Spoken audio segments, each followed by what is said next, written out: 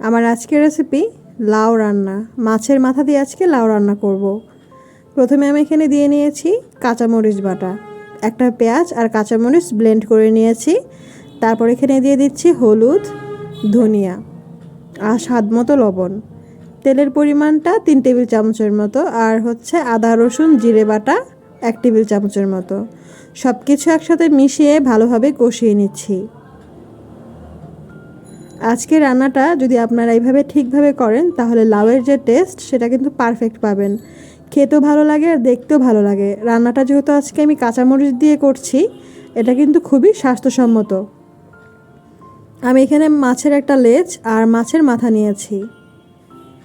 আপনারা চাইলে যে কোনো পিস দিয়ে রান্না করতে পারেন, তবে লাউ রান্নাটা এভাবে করলেই ভালো লাগে, মাছের মাথা আর লেজ দিয়ে। মাছের মাথা আর লেজটাকে ভালোভাবে কষিয়ে নিব। সামান্য পানি দিয়ে এটাকে সিদ্ধ হওয়ার জন্য অপেক্ষা করতে হবে। তারপর এটাকে ভেঙে ভালোভাবে মিশিয়ে নিতে হবে মশলার সাথে। বাই দ্য ওয়ে, যারা ফার্স্ট টাইম আমার চ্যানেলটি ভিজিট করছেন, ভালো লাগলে চ্যানেলটি সাবস্ক্রাইব করার জন্য অনুরোধ করছি। সেই সাথে বেল আইকনে ক্লিক করে রাখবেন যাতে করে নোটিফিকেশন পেয়ে যান আপনি সবার আগে। আর যদি অলরেডি আপনি কাজটি করে থাকেন, আপনাকে অসংখ্য ধন্যবাদ। ভালোভাবে হাতলের সাহায্যে আমি এটাকে ভেঙে নিচ্ছি। মশলার সাথে ভালোভাবে মিশিয়ে নেওয়ার পর এখানে আমি অ্যাড করে দিব লাউ।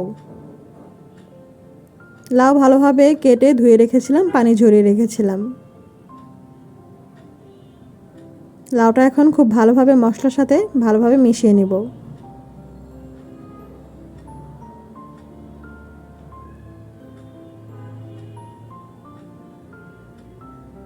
উল্টে পাল্টে ভালোভাবে মিশিয়ে ঢাকনা দিয়ে ঢেকে কিছুক্ষণ রান্না করার পর এখানে পানি অ্যাড করব। আর লাউ কিন্তু রান্না করার সময় নিজস্ব একটা পানি ওঠে, তাই পানির পরিমাণটা দিব খুবই সামান্য, 1/2 কাপের মতো পানি ইউজ করব এটাতে। আর এটা দিয়েই কিন্তু রান্নাটা কমপ্লিট হয়ে যাবে।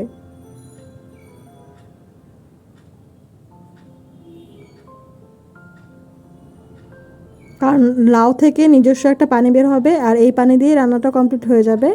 বেশি পানি দিলে লাউটা কিন্তু খেতে ভালো লাগবে না।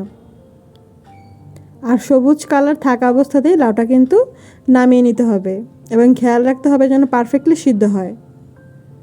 ঢাকনা দিয়ে ঢেকে 5 থেকে 7 মিনিটের মতো রান্না করার পর একটু উল্টে পাল্টে দিতে হবে। লাউ কিন্তু অলরেডি কমে গিয়ে অনেকটা সিদ্ধ হয়ে এসেছে। সিদ্ধ হওয়ার সাথে সাথে কিন্তু লাউয়ের পরিমাণটাও কমে এসেছে।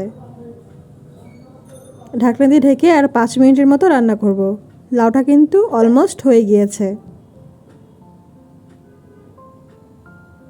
উল্টে পাল্টে নেড়ে চেড়ে 2 মিনিটের মতো রান্না করার পর কিন্তু এটা রেডি। চাইলে একটু এভাবে টেস্ট করে দেখতে পারেন।